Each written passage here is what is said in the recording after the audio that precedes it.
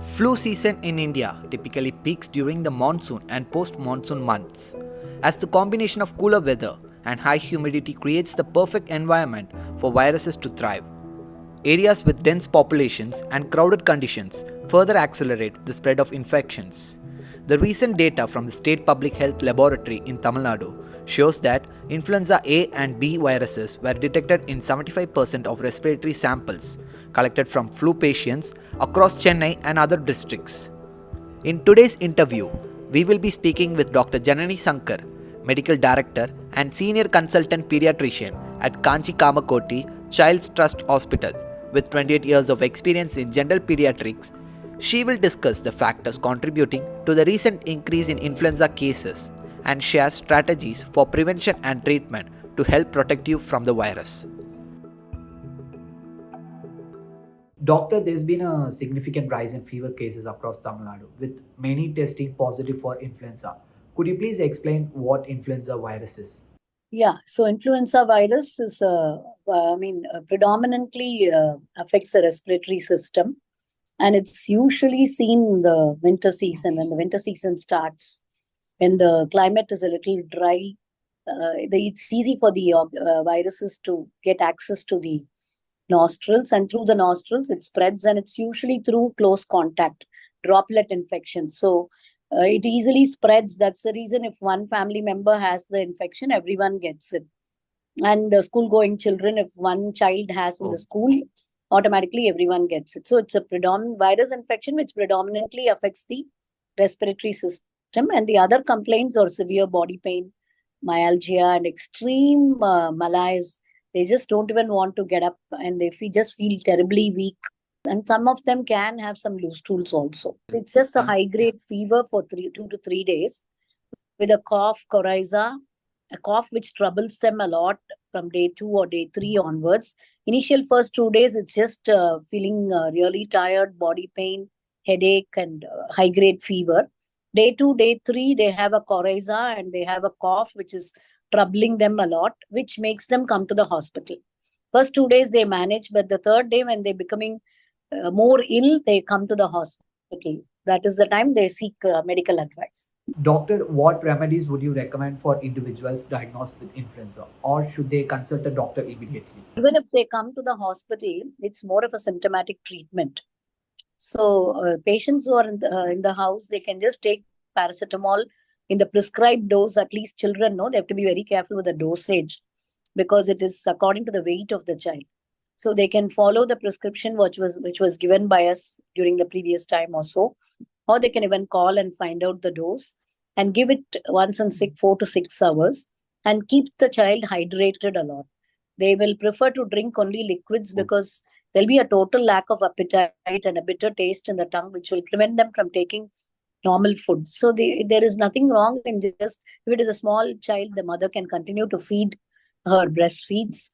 Or if it is an older child, they can give them some rice kanji, homemade fruit juices, soups, and some buttermilk, coconut water. There's a lot of myth that when the child is having fever and cough, they cannot give juice, buttermilk, or coconut water, which is not true. There is no relationship between diet and cold cough. We just tell them to keep the child hydrated and report to the doctors if the child is absolutely refusing to take anything, or if the child is breathing fast, because sometimes the lungs can get affected.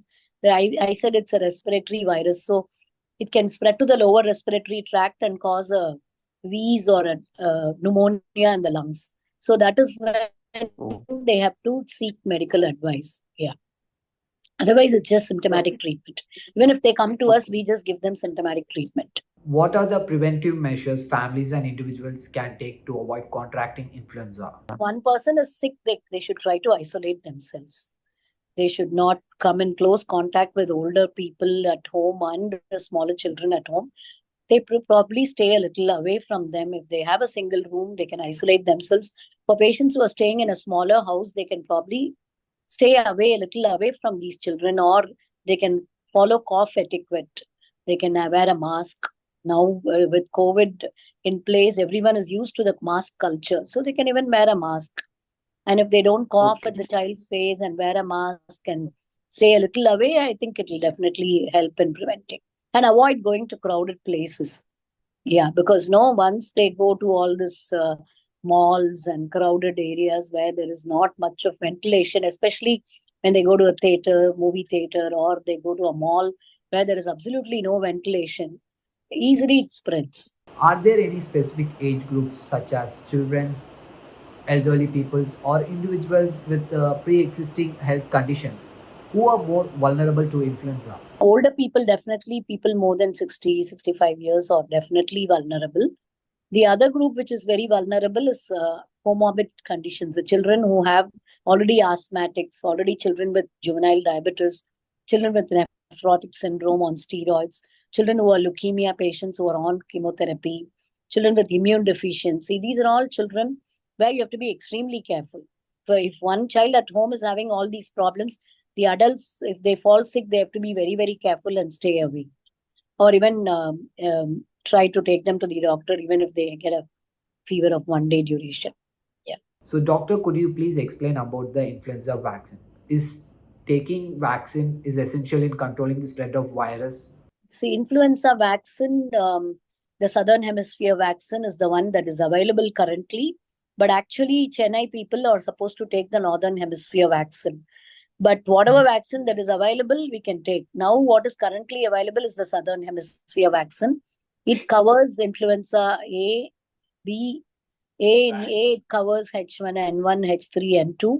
And in B, it covers type 1 and type 2. 4 viruses it covers. So it's a quadrivalent vaccine, which is available, which I won't say it will give you 100% protection, but at least the severity will be less and maybe about 60, like any other vaccine, any vaccine that is available protects only about 75 to 80%.